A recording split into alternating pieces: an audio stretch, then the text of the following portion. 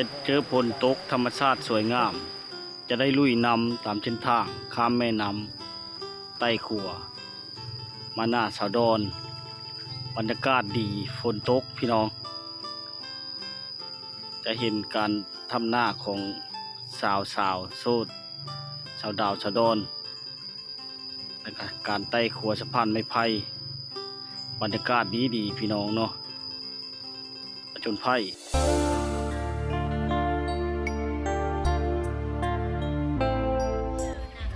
โอ้ใช่ได้มีบ่ล่ะโอ้เราได้มีมากพี่น้องมาตอนมาภาคพี่น้องนี่แหละผู้ดำให้ดำหน้าคือหน้าสาวดอนมันซอยดำหน้าสาวดอนนะทุกคนเกลือหมูเกลือเป็ดเกลือไก่เนาะมาค้ำมาเลยเนาะจะบอกตอนจะทายมันนั่นคือมานี่นี่แบบนี้ลูกได้รู้เลยจากตัวนี่6 โตได้6 ตัวแบบนี้พอดีกำลังเป็นตะแพงเนาะแกนตัวดำนะแกนตีดำนะมามันบ่กินมะห้ำนะบ่กินแต่หมูเนาะหมูกับเป็ดไก่ในยามนี้บ่มีห้ำนะมันยะน้ำเชนี่นะห้ำมันต้องไปเอาอยู่ผ้านานพุ่นปัดมันกินห้ำนี่ยะแล้วนี่ยากเนาะเอาบ่ได้เกิดชื่อห้างบ่มื้อนี้น่ะเอาถ้าเดียวก็ผู้เดียวมันกินบ่ไหวกินบ่ไหวเนาะลายโตต้องเกิดชื่อห้างกันลายโตเลยชื่อห้างไม่แดงฮะเนาะนี่ก็ถ้าเดียวนี่บรรยากาศพี่น้องค่ำมากเขาเจ้ามาแต่เวทงานมันกินห้ำนี่ก็ใช้ห้างอยู่แล้วบัดหมูน้อยมันกินห้ำได้ละเกิดชื่อห้างเกิดโซข้าวอะไรเนาะเข้าใจแล้วบรรยากาศพี่น้องเนาะพี่น้องกันหมดอันนี้ก็บ้าวอันนี้ก็ป้าเลยพ่อโดยเฮิร์นนั่นตาบอด2 คนอยู่ทางนั้นพี่น้องเนาะบ่มีผู้ดูแลคือว่าเลยเนาะพ่อแม่แบนนั้นเท่าแล้วเป็นอะไรผัวแต่ก้าวใช่ไหมผัวนั่นเอาเมียใหม่แล้วเอาเมียใหม่แล้วไปนำผู้บ่าวผู้ชาวแล้วอยู่กับลูกกับอีแม่ลูกกับเมื่อเหินผัวแล้วลูกคนเดียวก็เลยอยู่กับเขาเมื่อแม่ใช้ผู้ชายอยู่บ้านนะโดยนี่ก็มาชมบรรยากาศที่บ้านสาวดอนทักทายพี่น้องทุกคนเนาะยามแรงๆหลังจากเขาเจ้าขึ้นตะให้แต่หน้าแต่หัวแต่โฉนเขาเจ้ากะมากเกิดหมูทุกคนเลยเกิดหมูเนาะหมูกับหมูตัวเดียวประจำแล้วแหละมันขึ้นเยอะแห้งเนาะสาวดอนเนาะบ่ได้อาน้ำมูใช่น้ำบ่ไม่แต่มื้อเช้าบ่เกิดชุลานะเกินน้ำโมนะนี่แหละพี่น้องงูตัวเดียวม่านนะบ่ในย่างบ่น่าจะม่านอ้อนโอ้แบบว่าไปซ้ำครับอันเพื่อนพี่น้องมียังบ่อันหมูนะหมูเทิกนะมันมีเนาะเพื่อนพี่น้องเนาะเลี้ยงไว้ปัดย่ำขมั่งบ่จังได้ขายมีอย่างนี้นะชุลานะย่ำจำเป็นแล้วนั่นเลยเนาะพอมีตีพึ่งควายในเจ้ามีแต่2 ตัวนะบ่ชาวดาวเลี้ยงนะบ่โง่ด้วยใช่โง่5 ตัวนับกับคู่เนาะโง่ปลายบ่เป็นได้แม่บ่สบายนะไข้เดียวแล้วบ่น่ะเราขึ้นไปนะไม่ได้ไข้แล้วเราไม่ได้ไปดำน้ำเราเจ็บหัวเข่าโอ้ต้องขอโทษขออภัยหลายอ้ายว่าสิชื่อยาสมุนไพรนะมานะลืมคักลืมแน่ติดนี้มากันเด้ออ้ายเสียเงินอ้ายออกเนาะนี่นะเดี๋ยวสิกลับมาใหม่อีกทุกคนเลยเริ่มคักลืมแน่เฮาก็ได้เดี๋ยวพวกเข้าเมื่อวานก็มาใกล้กับพอดีพ่อเป็นตาสีดายเนาะนี่โตเป็นตาสีดายป่ะใกล้จะหมดบ่เลยใกล้ที่บ้านแน่เนี่ยนี่ละใกล้ที่บ้านแน่ใกล้อยู่เฮิร์นพุ่นประมาณ20 ตัวนี่ชาวตัวบ่ไล่ตัวน้อยดิไล่ตัวน้อยของแหน่โย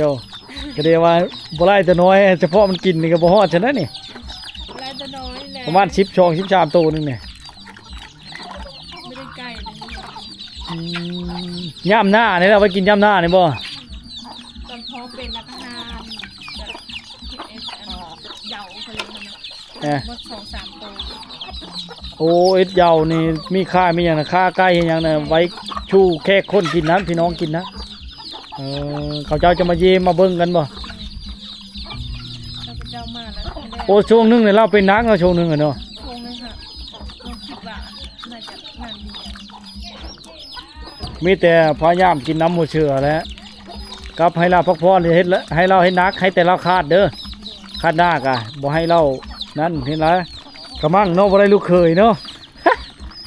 อย่าได้ลูกเคยมาเฮ็ดหน้าก็บ่ได้ ต้องการหาลูกเขยกันมีได้ นี่ละบรรยากาศพี่น้องเอ้ย ใส่ตัวน้องเลยถ่ายอยู่ โอ้เนาะไปอาบน้ำหรือว่าสาวดาวนะ อาบน้ำแล้ว อาบน้ำแล้วมันหนาวเนาะเราหนาวแห้งได้เราน่ะป้าจนเล่หน้าจนชีดหนาวแห้งเลยเราก็ เราปกติมันบริคือตากฝนมันมือ เตะ แต่เราปีหันกะว่าจักทิศน่ะจังแล้วน่ะหน้าน่ะ แต่ละปีค่ะกายเนี่ยคนน้อยนะประมาณ2 ทิศ2-3 คนกาย สิประปานกับไทคอยแล้ว2ทิศปลายก็ก็บ่มีคนคือการเหินคือว่าก็กระจ้างเพิ่นบ่มีเงินคือว่ามันแพงอะดิอย่าเอามาเกลือไหมว่าเป็นได้สุขภาพนะบ่สบายนะ ฮะ เกือบเป็ด เกลือเป็ด เจ็บหัวเข่านี่ยังบ่ดีอยู่ครับ คัด เข่านี่ไปดำหน้าใส่ลูกดำเป็ด มื้อหน้าบ่ได้สิซื้อยานวดมาเฮอกะเฮาก็จักเช่นอะไรเนาะ มากขึ้น ลืมคักอีหลีโลพี่น้องเอ้ยโจนสิเกลือเป็ดเนาะน่ะเป็ดในยามนี้ได้ขังบ่ชาวดอน ขังแล้วนี่ขัง มื้อก่อนน่ะคือบ่เห็นเป็ดจ้ะนี่เอามาใหม่บ่ หากเอามาเต้โทษดีจังเลย เขาปั่นเฮอมะเร็งบ่นี่นั่น เขาปั่นเท่าเลยแบบเป็นโครงการเลย เป็ดโครงการจังไดนี่น่ะ เล่นเป็นโครงการเจ้าเดียว เป็ดเดี๋ยวไปแล้วปั่นให้เขาว่าเนี่ยบ่ว่าไปแล้วปั่นให้เขา บ่เขาเลี้ยงแบบเขาอันเฮาจะขายก็ขายนะแบบเฮายามขาดเขินเฮาจะขายก็ขายเขาบอกแม่น นี่นั่นคือได้ยินเจ้าว่าว่าถ้าไผมาดำหน้าช่วยเลยชี้ให้อยู่เลยบ่ เธออยู่เลยขึ้นมาฮะ นี่นะ ขึ้นมาเธออยู่เลย เบอร์เมื่อเลย เท่าแล้วดำนาว เล่นดำหน้าโห เท่าแล้วดำนาวปล่อยเขามือ แบบโดนขังเลยนะก็ขังเลยมาเนาะ แล้วดำนาวปล่อยเขามือ โอ้พี่น้อยบ้าโชดทุกคนเนาะคือเว้าแหละบางคนก็ทักมาหลายคู่หลายคนเนาะอยากช่วยเหลือเล่าหรือว่าอยากเฮ็ดเวียกอยากสนับสนุนซัพพอร์ตในการเดินทางก็ทักทายมาได้พี่น้องเฟซมีหยังก็เฟซจ้ะนะอเล็กเตอร์ อาเล็กเตอร์บ่อาเล็กเตอร์ชื่อไผน่ะชื่อลูกชายเจ้าได้จักปีแล้วลูกชายจ้ะนะ 6 ปี 6 ปีปลายเข้าโรงเรียนแล้วบ่ น้องเห็นก่อนหนึ่ง ปหนึ่งอยู่บ้านเฮาเนี่ยมีโรงเรียนปหนึ่งเนาะ แม่ นี่แหละพี่น้องบรรยากาศสาวๆเนาะมาแต่เวียกแต่งานต้องได้เฮ็ดเวียกเฮ็ดงานเฮ็ดการบ้านอย่างต่างๆไผนึ่งข้าวใช่มั้ยเนี่ย วันนี้หาน้องหนึงตั้งแต่น้องมาเด้มากินข้าวนึงไปเลย โอ้นึ่งไว้แต่ตอนเที่ยงผู้นึ่งแล้วก็นอนพักผ่อนเล็กน้อยเข้าชุกลงไปอีก ไป โอ้บ่ได้ห่อไว้ห่อใส่กระเป๋าไว้บ่ โอ้ เฮ้ย ไว้ พา แล้วยามมันเย็นแล้วมาเดี๋ยวนี้มัน แบบ ค้ำมัน เนาะ เพลินมันเนี้ย จะได้นึ่งไว้ แม่นพี่น้อยเนาะ ทำให้ นี่แหละ บางมื้อก็ ช้าง มาค้ำก็นี่เด้ ช้างเพือกงามนะพี่น้องมาเห็นอยู่บ้านนี่แหละเนาะชาวดอนชาวดาวทุกคนอะไรผลกระชิมาได้แล้วนี่นะ เออ ฝนตกห่ำทางไปจังเลยเนาะถึงวายนี่เนาะมื้อนี้กับบืนดันโดนมาผู้เดียวเลยทุกคนเนี่ยหนทางก็ลำบากหลายๆนะเฮ็ดให้ยุ่งยากในการเดินทางมาเฮาก็ได้เนาะการอยู่การกินขนาดจุเจ้าต้องได้ปั่นเฮ้อบ่อนคนตาบอดน่ะ แม่นคันช่วงหลายก็ไม่ได้ปั่น ปั่นให้เราได้แบบเฮากับ บ่มีอยู่นะ ไปหาเขาเลยนะ ก็เขียนอะไรย่ามได้หน่อไม้แล้วปั่นให้แล้วเนาะ ยามได้หน่อไม้แบบเฮาหาได้มาหลายแล้วปั่นให้ นี่นั่นโอ้ยเนาะมื้อนี้ก็เมื่อยแล้วสิเจ้าก็มาแต่ดำให้ดำหน้าเนาะ คืนนี้เรามาแต่เคนแล้วก็ไม่ได้ชูหากินในมื้อแรกนี่ไม่ได้หากิน คั่วเอาไก่นี่เลย หาไก่ไปสิได้ได้ไก่น้อย เออ เนี่ยพี่น้อง เดี๋ยว มา มัน ซอ คร ย บกัน ละ แล้วล่ะ อย่าแม่ หมามันก็ดื้อเนาะ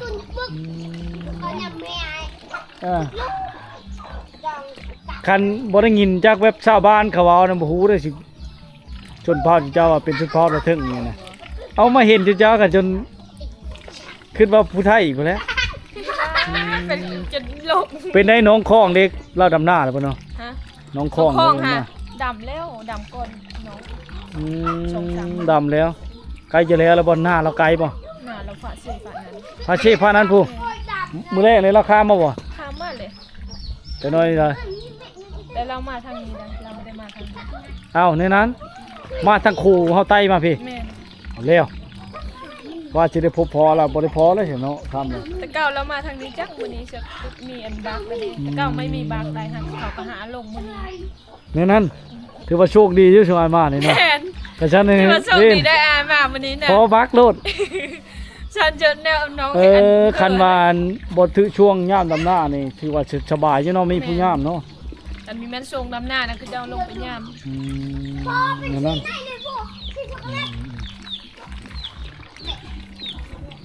กินหมดเนี่ยขนาด อ่ะเนาะทุกคนวันนี้ก็ค่ำเลยนะกับผู้จิไปพาไปชงกับวิทย์ชาวดอนหาแล้วแหละกับทีมงานน้องๆเขาเจ้าน้อยๆเนาะเพราะว่าช่วงนี้เขาเจ้าดำหน้ามากกะท่าว่าบ่ได้เป็นสะพานบุญให้ชาวดอนกับโอกาสชิมานี่ก็ยากทุกคนเลยเพราะว่ามาผู้เดียวนี่เสี่ยงถ้าจะกลับค่ำหลายก็บ่ได้เนาะเฮาก็ต้องจำใจอยากตามติวิถีชีวิตชาวดอนจนเราพูดแหละจนมืดพูดแหละเล่ากันว่าสิต้มไก่ให้กินอยู่ทุกคนแต่ว่าบ่สามารถอยู่ได้นะต้องขอโทษขออภัยเนาะมื้อหน้าก็เด้อชาวดอนเด้อต้มไก่เด้อ มื้อหน้าที่ต้มไก่ ต้มไก่อีกแล้วฉันพี่น้องได้เฮ็ดได้เลยเนาะช่วงนี้ก็ดำหน้าน้องชาวดอนน้องชาวดาวก็สิเมื่อยน้องชาวดาวก็เล่าข้าวิพี่น้องไอ้เล่าเอาควายไปเอาควายเข้าเล้งนะก็เลยบ่ได้นำไปเพราะว่ามันค่ำแล้วมื้อหน้าพี่น้องสิไปหาชาวดาวนะล่ะนะเราไปแล้วทุกคนเลยยังแต่ชาวดอนพี่น้องมานี่แหละเนาะบ่น้องสาวโอ้นี่แหละพี่น้องเลยเนาะบรรยากาศเก็บไว้ดีๆได้โทรศัพท์มันตกดำนะบ่มีเงินซื้อได้สิอายก็ได้ยอมได้ขอคอดจะได้เพื่อสิได้นี่ทีมงานเฮาคือเก่าพี่น้องได้ย้อนอันสองพี่น้องนี่แหละเนาะมาช่วยเหลือสาวดอนนะดึงย่ำนี้บ่ลงอาบน้ำชีบ่ บ่ ลงอาบแต่ย่ำไผ่ดับหรือว่า อาบแต่ยามขาดเคินไฟดับบ่ นี่นั่นเนาะ ยามนั้นแหละได้ลงอาบนะ ไฟบ่ได้อาบน้ำ บรรดาบ่าวสูตรพี่น้องทั้งภายในและต่างประเทศทุกคนสภาพเช่นทางมาบ้านแล้วเนาะก็เห็นในคลิปอันที่ผ่านมาแล้วก็เห็นในคลิปนี้อีกนะเนาะจะได้เดินทางกลับกับบวิทย์ลาวคือเก่านะเพราะว่าบ่มีผู้ชายหลายเขาเจ้าก็ไปนอนให้นอนหน้าเนาะชาวดอนย่ำนี้เนาะ แค่ยามนี้นะไฟก็เฮ็ดไฟเฮ็ดหน้าไฟหน้ามันเลยคันไฟบ่มีคนเล่นหน้านะเขาจะเฝ้าอยู่นี่แหละ นั่นบ่ แม่น เนาะเป็นตาชิพราชล้มแท้นี่เฉยมันยังรถไทยเขาลงมาวันนี้นะ เราถ่ายเขาเซอร์อันนี้นี่จะบักนะฮะมา ชื่อบักฮามาโอ้ยฮามาตอนไดโนบาเนี่ย ตอนอ้ายมากส่งละ นี่ ไปต่อไปหน้า ไม่เด้อนี่ตอนผลตกเอิญได้อนี่บ่เขาข้ามไม่แต่หึงมันนี่ละ เราถ่ายแต่เขาหักห้ามนี่บอกมัน โอ้ยเนาะบ่เห็นจำพี่น้องการข้ามเขารถไถเขาขึ้นบักเนาะน่าเสียดายนี่แหละบ้านนี่สิได้กลับป้าชาวดอนเลยทุกคนเลยกับพิษเล่าพาไปชมคือเก่าหรือว่าเด็กน้อยนี่ก็ไปได้บ่ตอนที่เช้าเดียวบ่เนี่ย องเนาะ สูงอะไร โอ้ยเขาเฮ็ดเพื่อไว้เดิเพื่อนั่นเด้สะดอนนี่แหละพี่น้องเอ้ยนี่น้ำมามาบอยู่บาดนี่มาบาดนี้เนาะน้ำมามาบอยู่เลยทุกคนเด้อ เพื่อตีไม่ได้ แกก็จะมันเอ้าบัดสิพุมื้อหน้าเด้อช่า ได้ผูกเสื้อนี่นะบัดเขาผูกมือ ฮะ ผูกเสื้อตอนนี้ เอาในนั้นเจ้าลกทิมเลยเฮ้ยเจ้าคือผู้อยู่หั่นช่า ผูกน้ำเดือดเลยแบบอันกระเงียนน่ะก็จะผูกเสื้อนี้ก็ได้ อืมก็คือหรือยามมันไปนะผู้อยู่เทิงพุ่นเนาะ มันไปเขาผูก บักไปเชเวตแล้วเนาะ โอ้ยลงถึงบาง รถไถนี่ไปได้ใช้ได้เนาะรถไถเนาะรถไถรถจักรมอเตอร์ไซค์เนาะ แม่น พี่น้องเอ้ย ค่อยๆได้ช่วย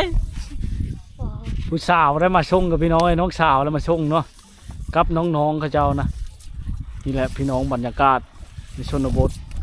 ก่อนสีข้ามน้ำได้ก็ต้องใช้ โอ้ยใส่ บักนี่เนาะ ใส่เฮือแห้งเบิ่งดึง ใช้เหือแห้งดึงน้องสาวดึงพี่น้องเลยนี่เนาะ เบิ่งเสื้อผ้ายูเด้อยูเด้อยูเด้อ เล่อะไรเป็นเล่อะไรบายเนี่ย ยูเฮ็ดเอาไปเฮ็ดดึง เพื่อจะไปได้ไม่แม่นง่ายเนาะ น้ำลาย ข้ามมา น้ำลายนะน้องมีกล้าดึง น้ำลายนะมันบ่แม่นบ่ให้ง่ายนะ มีกล้าดึง ฮะ มีแต่ผู้ชายแหละคันน้ำลาย อันนี้น้ำหักกับเครื่องพังนี่ยังว่าบ่ลายอยู่อ้ายว่าพอแห้งแล้วนี่ก็ อุ้ยน้ำเครื่องพังนะผู้ เอา ฟังดีๆเด้อ นี่แหละพี่น้องบรรยากาศเนาะให้ตาลายตกตรงนี้ก่อนได้ครับก็เด้อวันนี้เด้อ โดย ที่มีแห้ง กลับก็แทน โอ ที่ กาสหน้า ขอบใจหลายๆเด้อ โอ้น้องๆเขาเจ้ากันมาซอยพี่น้อยเนาะขี่บัก รถคัน โอ้ในย้อนสาวดอนเลยทุกคนมาซอยเนาะนี่คือบรรยากาศในการข้ามไปบ้านเรานะทานมาเนี่ยต้องมีจองชุดกันผลอีกอย่างต่างๆเนาะสภาพเช่นทางนี่ถึกตัดขาดเลยพี่น้องเลยต้องได้ขี่บักนี้เนาะได้ทุกคน เพราะว่ามื้อนี้ก็5 โมงป่ายก็กว่าแล้วเราก็ต้องได้กลับไป เพราะว่ามันค่ำมากกับผู้เดียวต้องมันมีความเสี่ยงโอ้เพื่อสิได้พี่น้องเอ้ยเพื่อสิได้ความนี่แม่นง่ายต้องรอเป็นชั่วโมงมานี่เนาะได้ทุกคนเลยเนาะนี่แหละฤดูฝนนี่เบิ่งว่ามันเชาะมันเจินตกแรงนะเขาเจ้าจะต้องได้แปลงโอ้ยขอบใจหลายๆครับเลยทุกคนเลยเนี่ยภาพเป็นทางรถไถขยุพระนี่เขาก็เอาความอยู่นี่พี่น้องโอ้โหว่าเขาความแบบไหนนะเฮาก็บ่เห็นเนาะเขามาบ่ทันได้ทุกคนเอาจอดรถไว้ถึงอยู่นะว่ารถมันไปบ่ได้นะพี่น้องเอ้ยนี่แหละในชนบทที่บ่เคยเห็นเฮาก็ดิ้นรนมาจนฮอดจนถึงเพื่อความสุขของตัวเองแล้วก็ทุกพี่น้องทุกคนนั่นเลิกขอขอบใจหลายๆที่ชลาเวลามีข้าวมาติดตามรับชมเนาะภาพกำลังเจอได้พี่น้องหรือว่าอยากซัพพอร์ตในการเดินทางเนาะและทักทายทั้ง Facebook วงคนไทยบ้านหรือว่าทั้ง LINE WhatsApp เนาะตามเบอร์โทรเลยพี่น้องในไฮไลท์เนาะได้ทุกคนเลยจะได้ปิดคลิปเพลงเท่านี้เนาะในเรื่องขอขอบใจหลายๆเนาะขาไปกับพนตกขามากับพนตกทุกคนเลยเขาเจ้ากำลังมาแต่หน้านี่มาแต่ดำหน้าป่ะฮู้พลึกเลยเนาะเอ้าพลาดล้มนะวันนี้โอ้ยดำแล้วนี่หากระดำป่ะโอ้ที่เขาบักใหญ่นี่เนาะลึกเลยยังชี้คนนี่ดำหน้านะบ่ได้เอาแห้งเขาว่าจ้ะบ่นะ มันปรับกันเนาะอย่างเงี้ยเนาะได้ช่างมากี่เลขนะ ลูกบลายกันตอนลูก ไกลเหรอ อันนั้นสิข้ามไปผ้านั้นบ่น่ะได้ดึงบักเลยเข้ามาเอาเลยเนาะโอ้นี่แหละการสัญจรเฮากันถ้าเขาเป็นชั่วโมงมาเลยนี่นะตอนบ่ายโมง2 โมงฮะ มาทุกคนเลย บ่เลยไปนี่เลย เอาเงินไปให้เขาชาวดอนใน FC ภาคมาให้เราพี่น้องฟังไทยฝนตกมืดจนว่าบ่เห็นหนทางรถตกน้ำเกินน่ะ บ่แม่นบ่ดำนา เขาไปนำเราอยู่หน้าพุ่นติดต่อกับฝนตกมันติดต่อบ่ได้ยังไข่แต่เขามาตึกจะลุงนั่นนี่หาเขาแถวนี้น่ะกากแถวนั้น หากลับก็มานี่ค่ำละโดย